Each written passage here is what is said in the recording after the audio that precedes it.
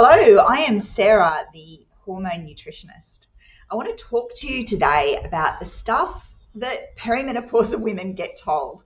There are three things that really get on my goat about what perimenopausal women get told or denied.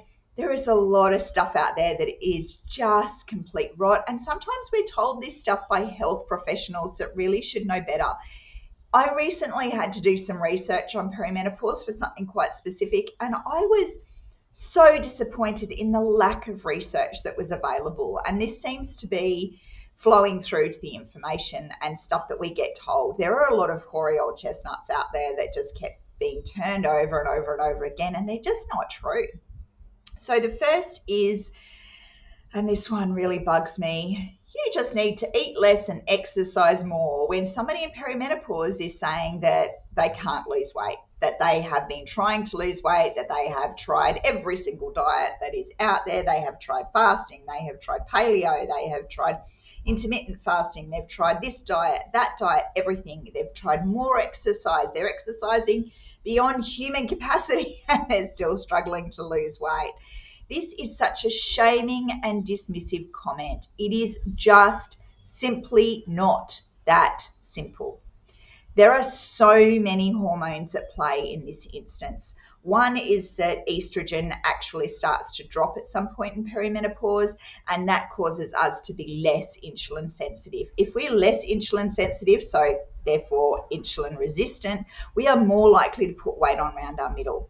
In perimenopause, we're extremely stressed. This is not just our symptoms, but our lives are usually just taking off, and we're getting all these other things in as our kids get older. We've got more freedoms and we're doing more and we're taking on more responsibilities at work, as well as still looking after often children of varying ages, maybe elderly parents, still trying to hold in relationships or on the dating scene, whatever it is. There are so many balls in the air that we are juggling so much. It's inherently stressful anyway. But then we put symptoms on top of that and everything just becomes extremely stressful. High cortisol levels can cause us to put more weight on around the middle. So if we don't address the stress by creating stress resilience, then of course we're going to be putting on weight, and no amount of diet or exercise is actually going to help us. We really need to be addressing the stress.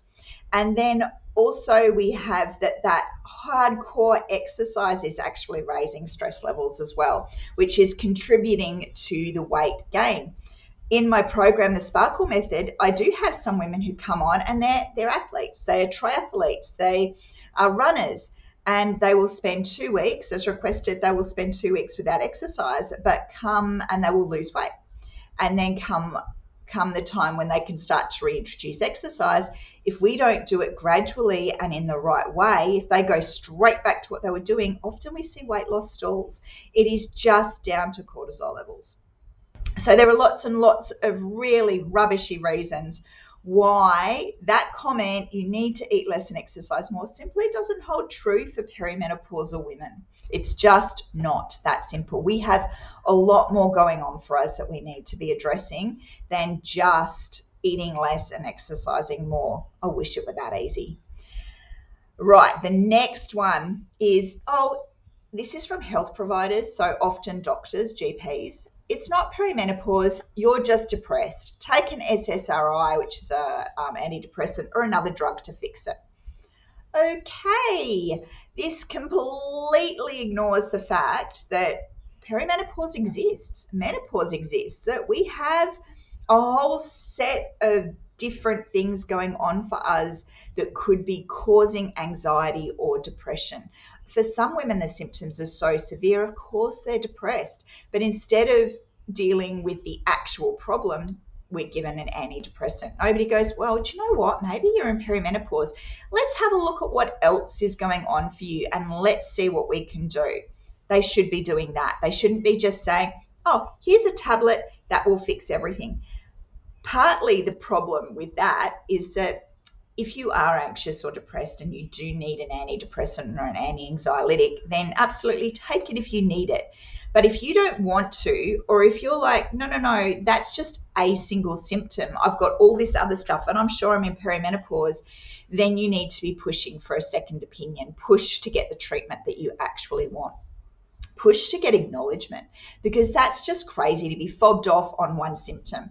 Okay, it might help that one symptom, and maybe you do need help with that one symptom, but it doesn't change the fact that you're in perimenopause, and that whole range of other symptoms still needs to be addressed as well. It is very much a Band-Aid fix.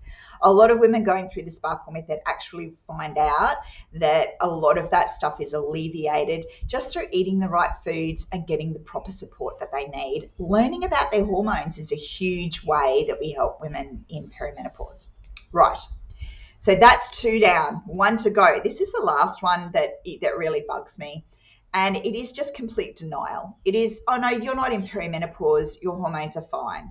This comes from GPs that have done blood tests, and often at the request of the woman. Now, we don't know any better. We turn up, we're not health well, I am, but there are plenty of, women out there looking for help from experts.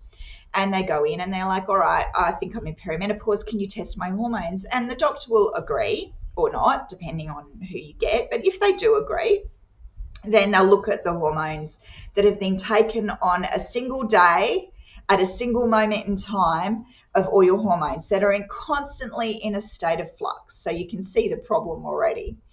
They look at those hormone levels and they say, oh no, you're not in perimenopause, you're fine.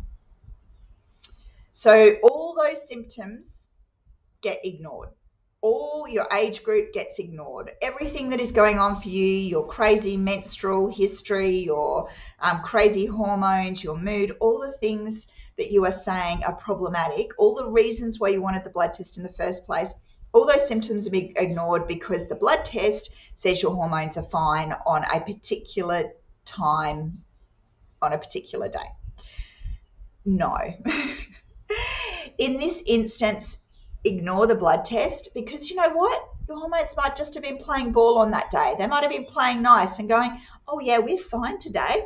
We're all in perfect alignment. But actually they're not. Look, if it quacks like a duck, chances are it's a duck. Chances are you are in perimenopause. Look at the symptoms. Look at your age. Look at how your periods are. Are they getting a little bit out of whack? Are you more irritable? There's a whole range of things that we need to be looking at for perimenopause. It's not just diagnosable from a blood test. And there are plenty of GPs out there who know that, and plenty of GPs out there who will tell you exactly the same thing. But there are some rogue ones, and I definitely hear this from women. How awful to be told, oh no, you're not in peri, so what is it then? If I'm not in perimenopause, what is going on with me? We need to stop fobbing women off like this. So anyway, they are my 3 bugbears. There's plenty more, but those are the 3. So look, if you are interested to know more, then please subscribe to my channel.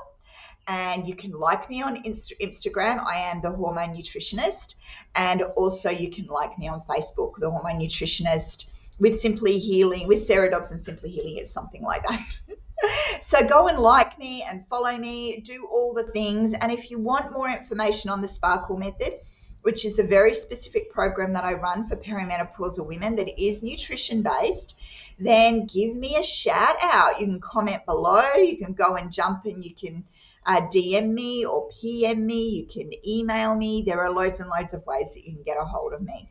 So hopefully this has been a little bit enlightening and made you feel a little bit more listened to and heard, because you are, and if you've heard any one of those things, you are not the only one.